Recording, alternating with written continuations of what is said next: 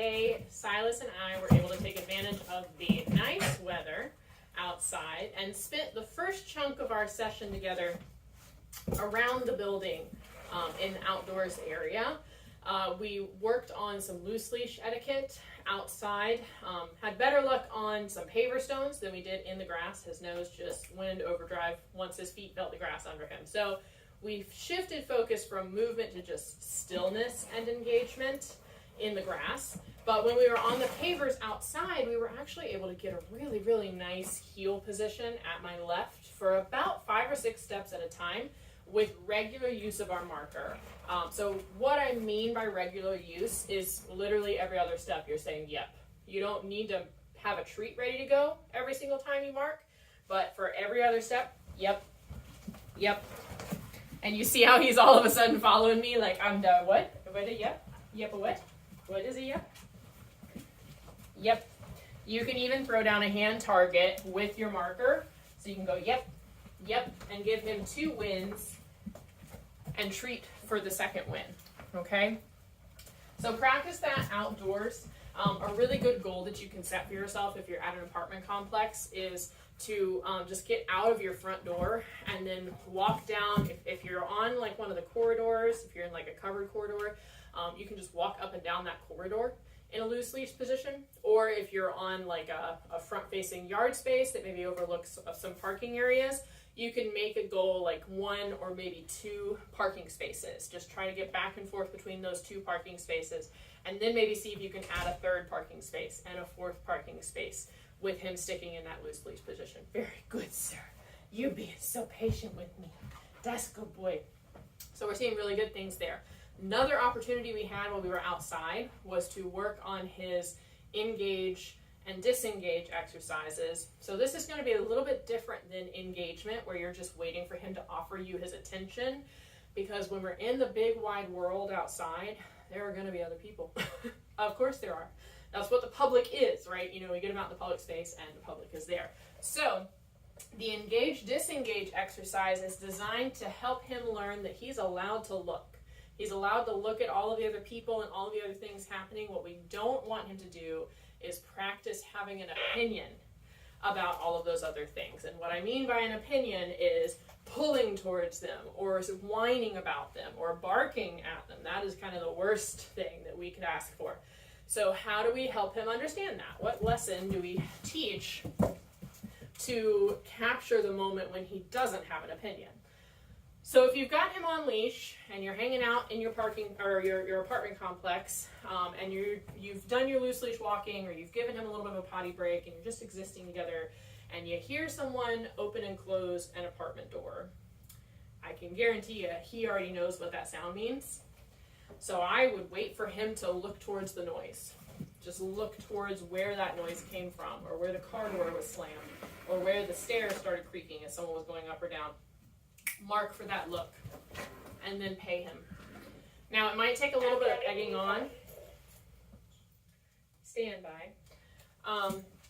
It might take a little egging on by you at first, because he's going to be super focused and super concerned about what that new noise was, or what that change in the environment was. What I had to do today was, if I had him on leash and we saw someone like in the parking lot, maybe 35 feet away, he was super focused on them.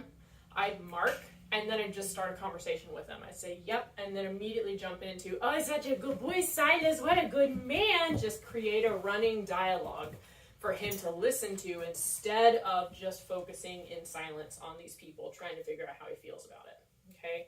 And I've at first even had to kind of touch his butt a little bit, kind of introduce some tactile distractions to refocus him back on me.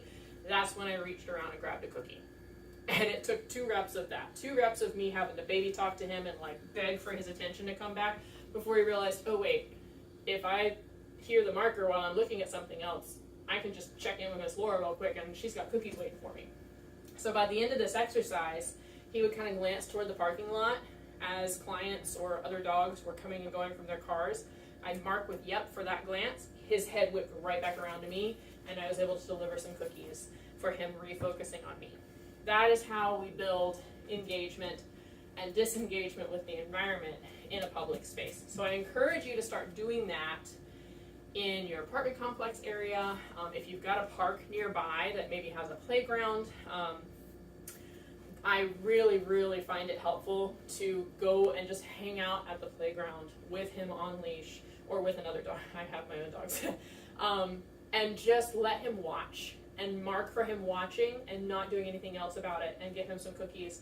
And then once the cookies are gone, or once you've got a nice reliable head whip back to you after checking in, because you're zeroed in, yes you are, then you can just turn and leave. That's it. That's the whole lesson. So that you can watch the world. You don't have to say anything about the world. You don't have to feel anything about the world. Just watch the world and then check back in with me, and we're going to head on our way. Okay? So we did that. Yeah, we did. And then we went inside. And we worked on his down, which you've done some really good work on. I applaud you for that. So now we can shift our focus from getting him into that down position that was so awkward for him a few weeks ago to building duration in the down. Because one thing I realized after he got there is if you didn't mark and reward continuously for him being in that position, he'd pop right back up. So we got him into the down. Silas, can you sit? Sit. This is what staring at you has been all it takes. Sit. Down. Excuse you. I don't know if the camera caught that, but that was quite an audible fart. Silas! Silas! Sit. You can do it. I know. It's the end of our day. Sit. Yep. Down. Yep. Good boy. Good job. And now we're just going to take some breaths. This is what I call breath testing. Yep. So I'm just going to take one breath in. Yep. And give him another cookie. Now I'm going to try for one breath in and one breath out. Yep. Very good. Give him another cookie. I'm going to try for one breath in. Out. One more breath in. Yep. Very good. That's all we're doing here. We're just taking a couple breaths at a time, then marking and rewarding him for staying in that position. Yep, very good. And I just did something bad and let him break on his own. Ideally, you want to cue him out of that down with a hand target, or something else to do, like let's go, moving away together, so that he understands that the duration is what you're rewarding for, and he needs to maintain that position until he's told to do something else. Okay? So breath testing is when we get the dog into a position, stand still with him, do not introduce movement yet, and just take some breaths in between rewarding for holding his position before cueing him out with another behavior that he can do successfully. Okay? Silas. Last thing we did was we worked a little more on our impulse control. And I'm going to introduce a rule for you from now on. Anytime you drop a treat on the floor, you need to get to it before he does. He is not allowed to pick treats up off the floor anymore, because here's the extension of our It's Your Choice game. Yep.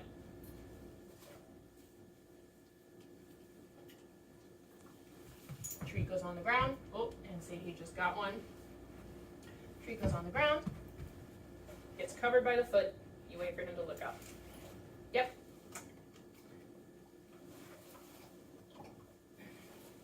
Then you uncover the treat. Let him see it again.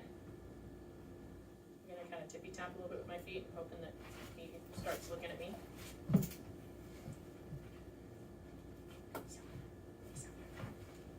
You're being too good. Why are you being too good?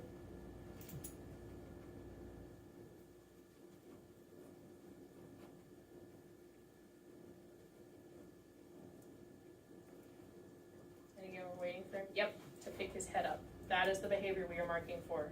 Then the treat gets uncovered. We let him see it again.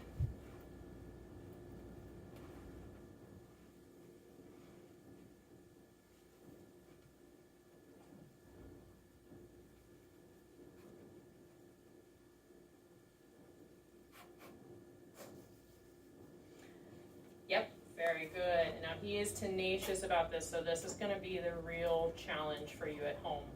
But between this and not letting him get any accidental snacks from the floor, this should start, yep, good boy. This should start to correct that desire for him to put anything he finds on the ground in his mouth, okay? I am not introducing a cue for this.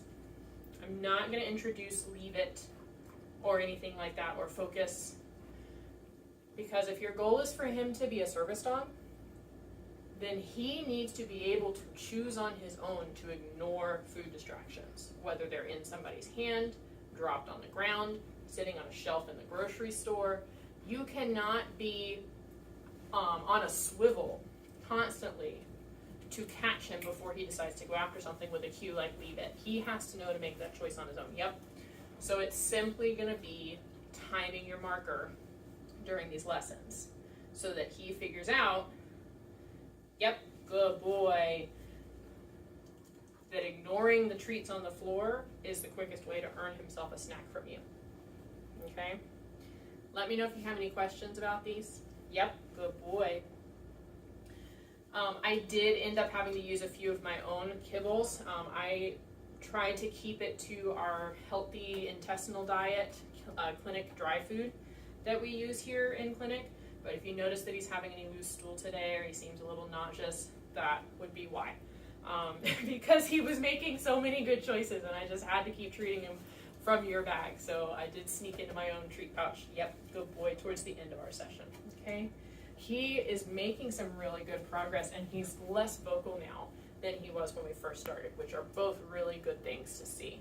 So I look forward to continuing to work with you.